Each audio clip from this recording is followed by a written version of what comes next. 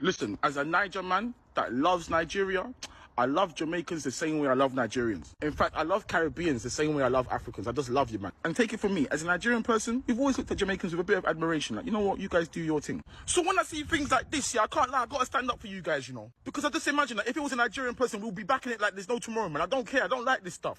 M.R, bring yourself to the table right now, blood. Dominica, and you're from England. Yeah. I'm more Jamaican than any of you lot on here. You're not. When was the last time you went to Jamaica? Nobody can't No, hold tell on. me about No, hold on. Nobody can't tell me that. Wait. When was the last time you went to Jamaica? When was the last time? When was the last time you was in Jamaica? It does.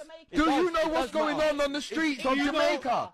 Big man, I can't lie, bruv. You are in no position to be asking anyone of Jamaican descent if they're really Jamaican, bro. Last time I checked, you are from Faversham, blood. You are from Faversham, Kent. If I leave my socks in a Nike box for 5 years, does it make it Air Force Ones?